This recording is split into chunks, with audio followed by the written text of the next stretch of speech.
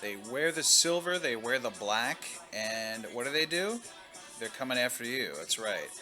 You remember that song? Probably not, because you're probably under 40.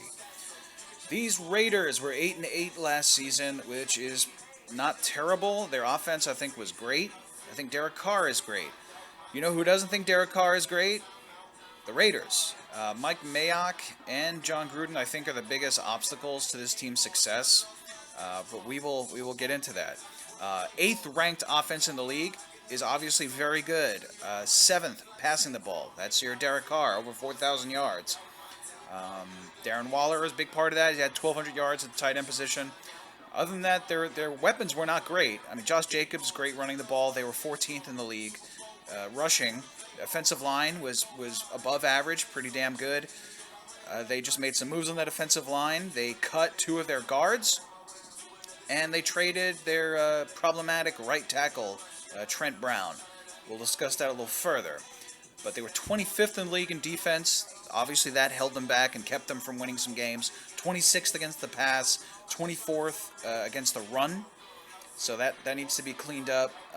They got, I think, a very good defensive coordinator. But first, the general manager, Mike Mayock, I think has been terrible drafting, and he's been terrible signing free agents, specifically giving out ridiculous contracts.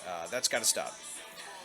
Head coach John Gruden, I think, is overrated. He is one of the most, I guess, well-known coaches. He won the Super Bowl with Tampa when he had the Raiders playbook. I think most people know that. He has not been very good for these Raiders. Offensive coordinator Greg Olsen, not the tight end from the Panthers, is another Greg Olsen. Not too much to note from his career, other than the Raiders were very good on offense last season. Gus Bradley, defensive coordinator. This is something to get excited about. His first, this will be his first year with the Raiders. Last 4 years with the Chargers, had a top defense those years, and before that he was with Seattle, Legion of Boom. He was the defensive coordinator. So that's something to get excited about. Cap space, as of it was $23 million. It's pretty much more than doubled now because they made some very good cuts. They cut Richie Incognito, and they cut their other guard, Gabe Jackson. They cut LaMarcus Joyner at safety. That alone is over $25 million. So you about doubled that cap space just with those three cuts, plus Trent Brown. So they're going to have some money to spend in free agency. So look for Mike Mayock to go nuts and give someone a really disastrous contract. The notable free agents that the Raiders have, Nelson Aguilar was fantastic this year. They could have used some more weapons, but Aguilar more than lived up to what he was expected. I don't see them re-signing him. I don't think that's where they'll put their money.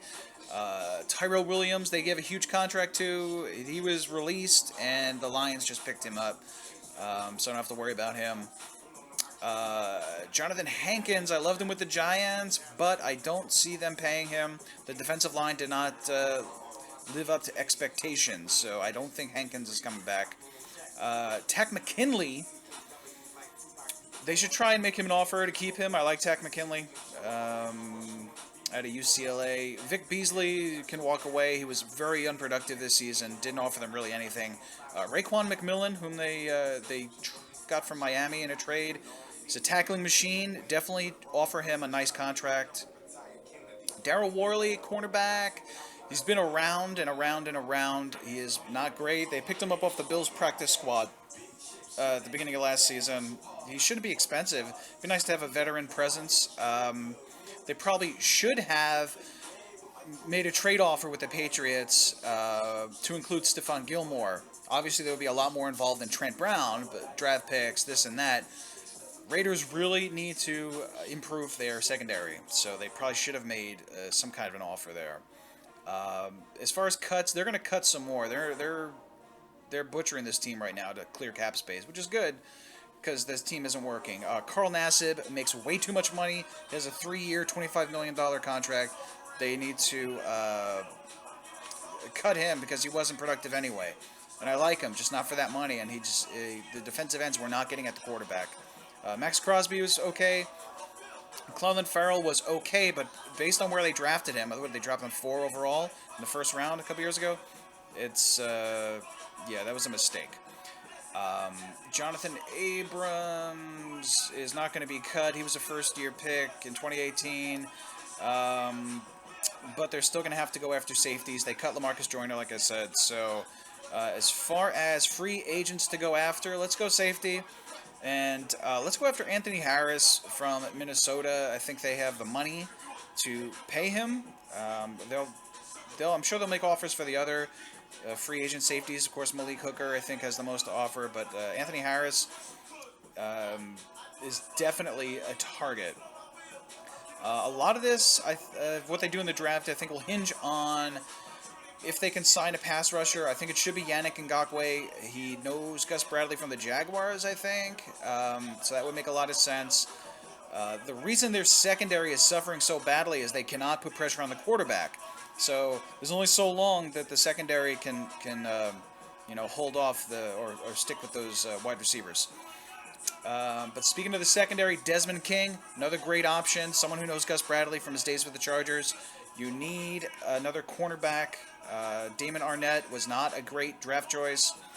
Again, they just not drafting well, this team, the past few years. They need to replace Trent Brown.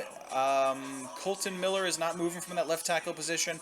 They can go after Rick Wagner from Green Bay. They released him. He was a cap casualty. He played excellent this past year. But the fun stuff is always the draft. It's the most fun for us fans. So here's one scenario where I have them going pass rusher with their first pick, and this is not only because this talent fell there, Kwity Paye, is just too much talent to pass up. Again, they have to put pressure on the quarterback to help their secondary. It's all related. I also thought about giving them Trevon Moehrig, the best safety available in this class. They could really use that. Or Jeremiah Owusu-Koramoah, who can put pressure on the quarterback, and who also has probably the best coverage skills of any linebacker in this draft. Second round, they can go Alex Leatherwood, right tackle / right guard. Excuse me, he can play all over, left and right.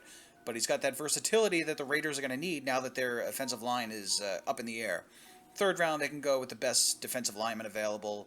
Pick yourself up a linebacker. I would still go another defensive lineman. And if they can get Jamar Johnson at the end of the draft, play safety, that's another fantastic pick.